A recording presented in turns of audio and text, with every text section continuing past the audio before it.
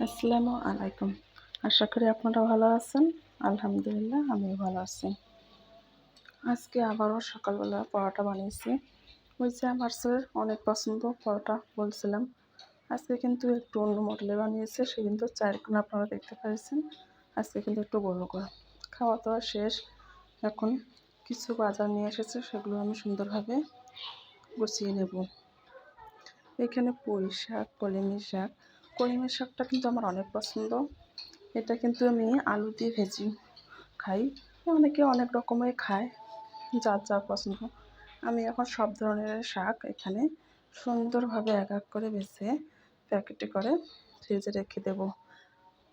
আমি কিন্তু পুঁই শাকটা ভালো করে বেছে নেব, কেননা শাকের মধ্যে কিন্তু ছোটো ছোটো পোকা থাকে। সেই জন্য আমি শাক বাছার সময় খুবই সতর্কতা অবলম্বন করি। আপনারা যখন শাক বাছবেন সুন্দরভাবে পাতাগুলো কিন্তু ঝেড়ে ঝেড়ে সুন্দরভাবে দেখতে হবে, কেননা এর মাঝেও কিন্তু ছোটো ছোটো পোকা থাকে। আমি সুন্দরভাবে একবারে প্যাকেট যে চিমকি যে থাকে পলিথিন, ওগুলো তো নিয়ে নিচ্ছি। বারবার উঠাউঠি না করে আমি একবারে কেটে কেটে ওইখানে রেখে দিচ্ছি। এরপর আমি সুন্দরভাবে ফ্রিজে রেখে দেব। পুঁই শাকটা আমার খুব একটা পছন্দের না, কিন্তু এটা আমি খিচুড়ি রান্না করার জন্য নিয়ে আসি।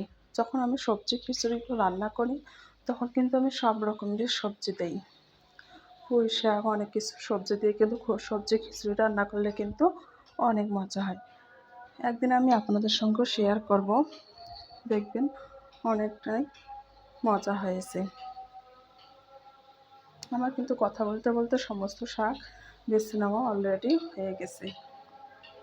আমি কিন্তু এখন রেখে দেবো ফ্রিজে। দেশের যা অবস্থা, এর মধ্যে কিন্তু অফিস আদালত স্কুল কলেজ অনেক কিছুই বন্ধ ছিল, কিন্তু আমরা যারা গৃহিণী তাদের কিন্তু সংসার জীবনে কোনো ছুটি নেই, তাই না? আমাদের কিন্তু মন খারাপ থাকলেও কাজ করতে হবে, ভালো থাকলেও কাজ করতে হবে। কেননা না খেলে তো আর হবে না, শরীরটা ঠিক রাখতে হলে খেতে তো হবে। আর খেতে হলে রান্নাও তো করতে হবে। রান্না না করলে কীভাবে খাবো, পরিজনকে কী খাওয়াবো, পরিবারের বাচ্চা কাচ্চা সদস্যরা মিলে যেহেতু খেতে হবে, সেহেতু রান্নাবান্নাটাও কমপ্লিট করতে হবে, তাই না? শত কষ্টের মাঝেও রান্নাবান্না কমপ্লিট করতে হবে, খেতে হবে। এদিকে আমি কলমি শাকে আলুটা ভেজে করে নিলাম, এবং ফ্রিজে কিছুটা পরিমাণে ডাল ছিল, সেটাও বের করে এখন গরম করিয়ে নেব। আর এদিকে কিন্তু আমি সকালবেলা যেহেতু পরোটা বানিয়েছি, অনেকগুলোই ভাড়া খোরা বেরিয়েছে, এগুলো আমি এখন পরিষ্কার করে নেব। আর এই পিঁড়াটা আমি সঙ্গে সঙ্গে কিন্তু পরিষ্কার করে রেখে দিই, কেননা অনেকক্ষণ ভিজিয়ে রাখার পর দেখা যায় যে যেহেতু এটা কাটে কালো রঙের হয়ে যায়, আর একেবারে আমার সেটা ভালো লাগে না।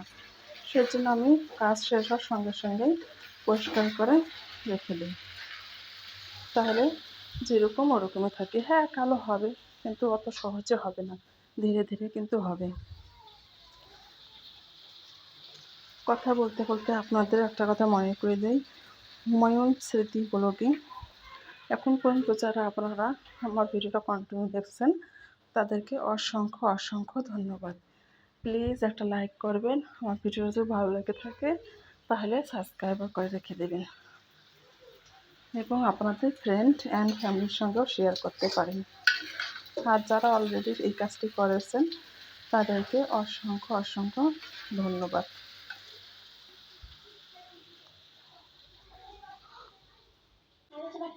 কথা বলতে বলতে কিন্তু আমার কাজগুলো শেষ হয়ে যাচ্ছে। আমি এখন সমস্ত কাজ শেষ করে রান্নাঘরটাও সুন্দরভাবে গুছিয়ে নেব। আমাদের মেয়েদের রান্নাঘরটা কিন্তু সবসময় গুছিয়ে রাখতে হয়, তারপরও কিন্তু এলোমেলো হয়। কেননা যেহেতু আমরা রান্নাবান্নাটা করি, রান্নাবান্না করলে তো এলোমেলো একটু হবে, তাই না?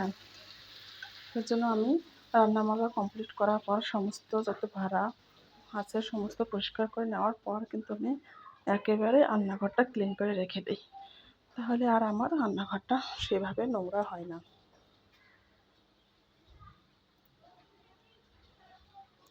দেখুন, আমরা দুইটা মানুষ, মানুষ বলে যে দুই একটা মানুষের আবার কী কাজ, কিন্তু আমার মনে হয় মানুষ দুইটা বা 10টা সেটা বড় কথা না, কাজ তো কাজ। দুটো মানুষও খাবে, তিনটা মানুষও খাবে, এবং 10টা মানুষও খাবে, তাই না? দুটো মানুষ খেলে কি রান্না করতে হবে না? রান্নাটা কি এমনি এমনিতে হয়ে যায়? আর 10টা মানুষ খেলে কি কষ্ট করে রান্না করতে হয়? এটা একেবারে ভুল ধারণা। হ্যাঁ, এইটা হতে পারে যে অনেক মানুষের জন্য একটু বেশি করে রান্না করতে হয়, কম মানুষের জন্য একটু কম করে রান্না করতে হয়। কিন্তু কাজ তো একই, তাই না? ২টা মানুষও কিন্তু রোজ যা খায়, 10টা মানুষও কিন্তু রোজ তা খায়। সেজন্য আমাদের লোক সংখ্যা কম বা বেশি সেটা কোনো ব্যাপার না। রান্নাবান্না কিন্তু আমাদের করতেই হয়। আর মেয়েদের কাজ যে ঘর গোছানো, রান্নাবান্না যে যা কাজ সেগুলো কিন্তু প্রত্যেকটা দিনেই করতে হয়। একদিন না করলে কিন্তু দেখবেন পরের দিন অনেকগুলো কাজ জমে আছে। তখন করতে কিন্তু অনেকটাই কষ্টকর হয়ে যায়। সেজন্য আমার মনে হয় একটু একটু করে হলেও দিনের কাজগুলো দিনে শেষ করাটা আপ সবার জন্য ভালো। এদিকে আমার ভাজিটাও কিন্তু হয়ে গেছে। আমি কিন্তু ভাজিটা বসিয়ে দিয়েছি এবং রাইস কুকারে ভাতও বসিয়ে দিয়েছি। এর ফাঁকে কিন্তু আমি সমস্ত ঘরগুলো পরিষ্কার করে নিচ্ছি।